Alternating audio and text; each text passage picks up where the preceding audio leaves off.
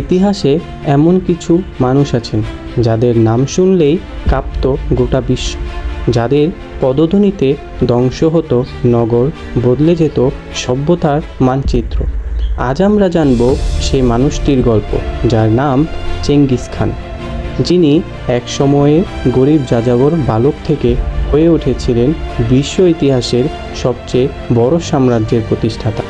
Genghis খানের জন্ম হয়েছিল 1162 খ্রিস্টাব্দে বর্তমান মঙ্গোলিয়ার অনন নদীর নিকটবর্তী একটি গ্রামে। তার আসল নাম ছিল তেমুজিন। তার বাবা ছিলেন এক ক্ষুদ্র গোত্রপ্রধান, যার নাম ইয়েসুগেই।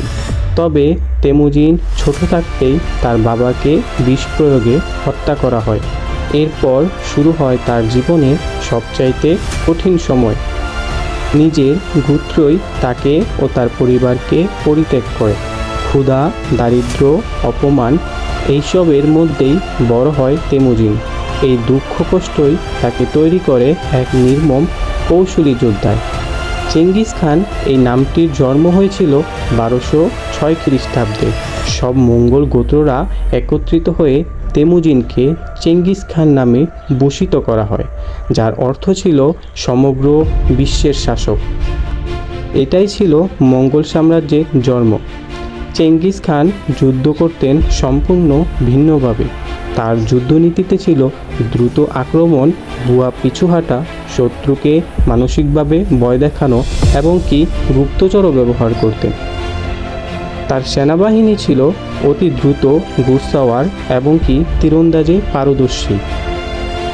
মঙ্গোলিয়া, চীন, উত্তর চীন, Kazakhstan, Uzbekistan, Turkmenistan, Iran, Afghanistan, রাশিয়ার বড় অংশ এবং কি পূর্ব ইউরোপ পর্যন্ত তিনি প্রভাব বিস্তার করেন।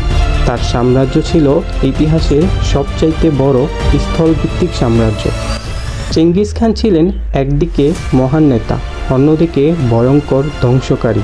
তিনি যে শহরে হামলা করত সেই শহরে বয়ে যেত রক্তগঙ্গা। কেউ প্রতিরোধ করলে তাকে এমন নির্মমভাবে হত্যা করা হতো যা দেখে সাধারণ মানুষের আত্মা কেঁপে যেত।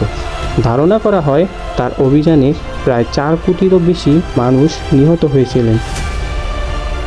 তবে এত কঠোর রাজা হওয়া সত্ত্বেও তার কিছু কাজ ভালো দৃষ্টান্তস্বরূপ ইতিহাসের পাতায় ফুটে উঠেছে, যার মধ্যে ছিল ধর্মীয় স্বাধীনতা, কর ব্যবস্থার সহজায়ন, মেধাবীদের মূল্যায়ন অন্যতম।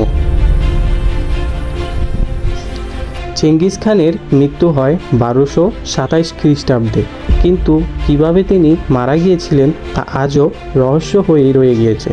সম্ভাব্য কারণ হিসাবে ধরা হয় তিনি ঘোড়া থেকে পড়ে গুরুতর আহত এবং পরবর্তীতে প্রচণ্ড অসুস্থ অবস্থায় মারা যায়। তার সমাধি কোথায় করা হয়েছে তা আজও কেউ জানে না। তিনি নিজেই আদেশ দিয়েছিলেন, আমার কবর যেন কেউ না খুঁজে পায়।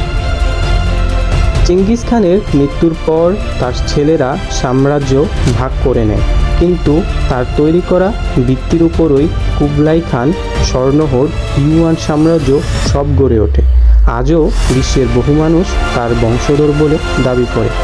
চেঙ্গিস খান ছিলেন একই সাথে ধ্বংসের প্রতীক এবং কি শৃঙ্খলার প্রতিষ্ঠাতা।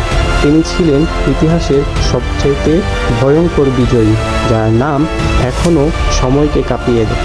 আপনি কি তাকে নির্মম দানব বলবেন নাকি একজন অসাধারণ নেতা? সিদ্ধান্ত আপনার।